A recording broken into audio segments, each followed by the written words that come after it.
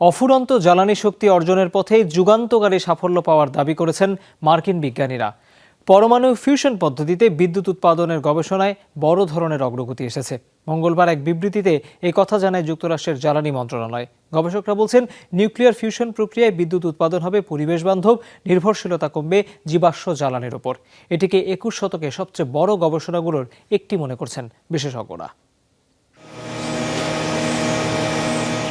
পরমাণু কেন্দ্রে বিদ্যুৎ উৎপাদনে এতদিন ব্যবহার হতো ফিশন পদ্ধতি, যেখানে ইউরেনিয়াম ভেঙে উৎপাদন করা হয় শক্তি। তবে এই প্রক্রিয়ায় যে তেজস্ক্রিয় বর্জ্য তৈরি হয় তা পরিবেশে থেকে যায় হাজারো বছর। দূষণের পাশাপাশি এর প্রভাবে হতে পারে বড় দুর্ঘটনা।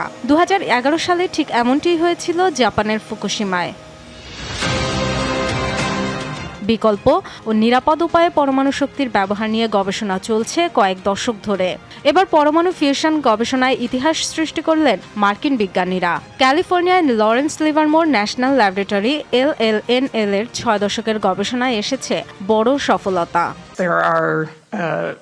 বাণিজ্যিকভাবে ফিউশন পদ্ধতিতে বিদ্যুৎ উৎপাদনে হয়তো লম্বা পথ পাড়ি দিতে হবে, তবে কেবল বৈজ্ঞানিক আবিষ্কারই নয়, প্রযুক্তিগতভাবেও এটি অন্যতম অর্জন।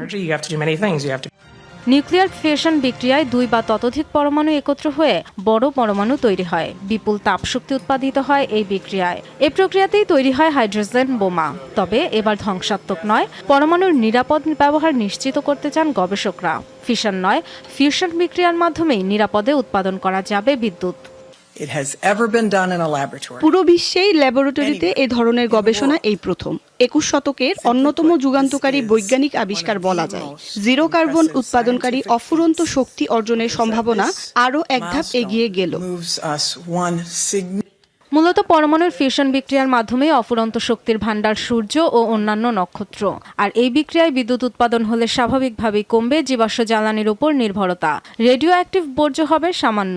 গ্রিনহাউস গ্যাস নিঃসরণ করে না বলে জলবায়ুর জন্য ক্ষতিকর নয় এই প্রযুক্তি। অন্য যে কোনো প্রক্রিয়ার চেয়ে বেশি বিদ্যুৎ উৎপাদন সম্ভব নিউক্লিয়ার ফিউশন প্রক্রিয়ায়।